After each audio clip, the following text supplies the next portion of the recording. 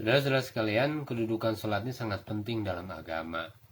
Ulama mengatakan kedudukannya seperti kepala pada badan. Sholat ini membuat cahaya di hati. Barang siapa ingin hatinya senantiasa bercahaya, maka hendaklah dia menjaga sholatnya dengan sempurna.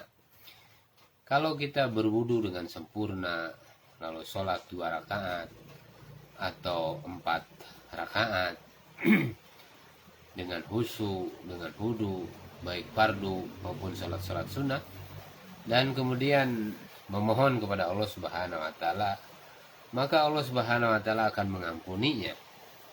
Allah Subhanahu wa taala akan menyempurnakan hajat-hajat kita dengan asbab kita melaksanakan sholat dengan sempurna.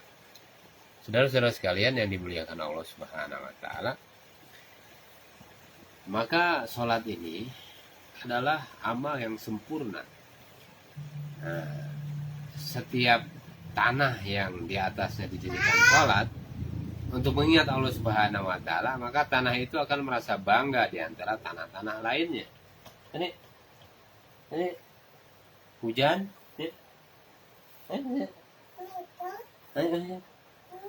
barang siapa sholat 2 rakaat lalu dia berdoa kepada Allah Subhanahu wa taala, maka Allah Subhanahu wa taala pasti akan mengabulkan doanya. Mengabulkan doanya langsung atau tidak langsung sesuai dengan kemaslahatan, sesuai dengan kehendak daripada Allah Subhanahu wa taala. Ini cari kelak.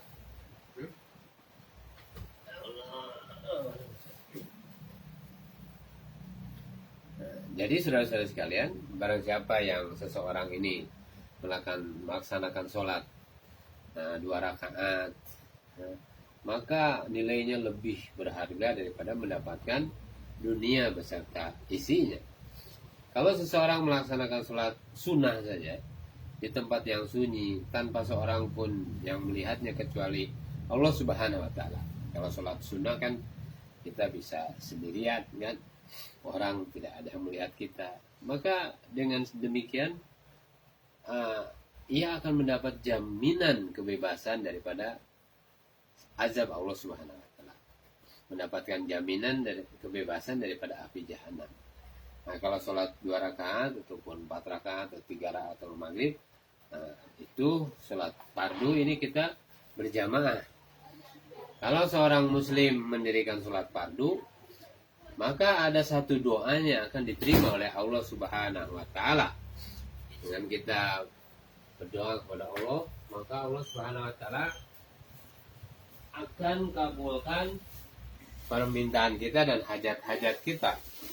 Barang siapa yang sholat 5 waktu dengan khusyuk, dengan ruku, sujudnya, dengan wudunya yang sempurna, maka wajib baginya surga dan haram baginya neraka. Jadi sholat ini membuat seseorang ini diselamatkan daripada kesulitan hidup di dunia dan kesulitan nanti di akhirat. Seorang muslim yang selalu menjaga sholat 5 waktu, maka setan pun akan takut kepadanya. Manusia-manusia yang ada setannya juga di dalam dirinya, dia akan takut kepada orang yang menyempurnakan sholatnya. Tetapi jika ia tidak memperdulikan sholat 5 waktu, maka setan akan berani kepadanya dan akan menyesatkannya. Hari ini banyak orang yang tidak memperdulikan sholat, maka dia semakin jauh daripada Allah Subhanahu wa taala. Hidupnya ini tersesat, terlunta-lunta. Jadi kita harus memperhatikan saudara-saudara sekalian bahwa amal yang paling utama ini adalah sholat yang dikerjakan pada waktunya. Maka kita harus betul-betul memperhatikan waktu-waktu sholat ini. Inna sholata kanat alal mu'minina kitaban mauquta. Saudara-saudara sekalian, sholat ini adalah mi'rajnya orang-orang yang takwa. Jadi kalau orang sholat itu seolah-olah dia bermi'raj, menghadap kepada Allah Subhanahu wa taala. Amal yang paling dicintai oleh Allah Subhanahu wa taala yaitu adalah amal sholat yang dikerjakan pada awal waktu. Maka kita datang ke masjid ya, untuk melaksanakan sholat berjamaah, sholat fardu berjamaah. Kalau kita pagi hari pergi ke masjid untuk sholat, maka kita ini membawa bendera iman di tangan kita. Nah, kalau kita pergi ke pasar, melalaikan sholat, meninggalkan sholat, bahkan tidak memperdulikan sholat, kita buru-buru saja pergi ke pasar, berarti dia membawa bendera setan di tangannya. Jadi terserah kepada saudara-saudara sekalian, apakah mau membawa bendera iman atau bendera setan. Sholat 4 duhur sebelum sholat duhur ini menyamai pahala 4 rakaat tahajud. Ya, 4 rakaat sebelum duhur. Jadi 4 rakaat sebelum duhur ini dihitung sama dengan 4 rakaat sholat tahajud. Saudara-saudara sekalian, maka kita cara supaya rahmat Allah Subhanahu wa taala datang kepada kita ini, maka kita dekati dengan cara sholat.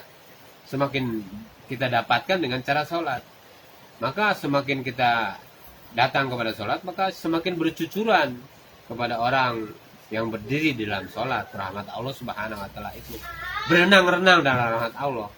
Sebaik-baik sholat setelah sholat fardu adalah sholat tengah malam. Maka ini adalah perkara yang penting juga. Tetapi sangat sedikit orang yang mengerjakannya. Dia berhadapan dengan hawa nafsunya sendiri, ingin tidur, ingin istirahat. Ya, berdiri untuk sholat itu susah. Nah, saudara-saudara sekalian, malaikat Jibril alaihissalam datang kepadaku, kata baginda Nabi sallallahu alaihi wasallam, dan berkata, ya Muhammad, berapa lama pun engkau hidup, suatu saat engkau akan mati juga. Siapapun yang engkau cintai, suatu hari engkau akan berpisah dengannya. Apapun yang engkau kerjakan, baik atau buruk, sesungguhnya engkau akan menerima balasannya. Saudara-saudara sekalian, kemudian di dalam hadis itu dinyatakan, hadis kursi itu tidak diragukan lagi bahwa keluhuran atau ketinggian seorang mukmin ini ada di dalam sholat tahajud. Jadi kalau ingin memperoleh ketinggian, ditinggikan oleh Allah Subhanahu wa taala, maka kita harus pelihara sholat tahajud kita. Nah, kalau ingin direndahkan, ya kita tinggalkan sholat tahajud, tidak mau tahajud, 2 rakaat pun tidak mampu. Jadi ketinggian seorang mukmin itu ada di dalam sholat tahajudnya. Dan kemuliaan seorang mukmin ini adalah sifat tidak mengharap bantuan orang lain. Ada sifat istighna. Nah, dia merasa kaya. Kaya itu dalam hatinya. Jadi sesungguhnya kekayaan itu ada di dalam hati. Maka kekayaan orang beriman itu adalah sholat. Nah, 2 rakaat sholat di akhir malam lebih berharga daripada seluruh kekayaan di dunia ini. Jika tidak khawatir akan memberatkan umatku, kata Nabi sallallahu alaihi wasallam, aku akan mewajibkan sholat tahajud kepada mereka. Saudara-saudara sekalian, maka kita harus jaga sholat tahajud ini. Kita pelihara sholat tahajud ini. Berapa banyak orang yang meninggalkan tahajud, tidak dulu pernah dia tahajud, sekarang sudah tidak pernah tahajud lagi. Jaga sholat tahajud, karena tahajud ini adalah amalannya para solihin, orang-orang soleh. Ini asbab yang mendekatkan diri kepada Allah Subhanahu wa taala, ini sholat tahajud. Dan sholat tahajud ini akan menghentikan perbuatan dosa. Jadi dosa ini kita sering mudah kita kerjakan.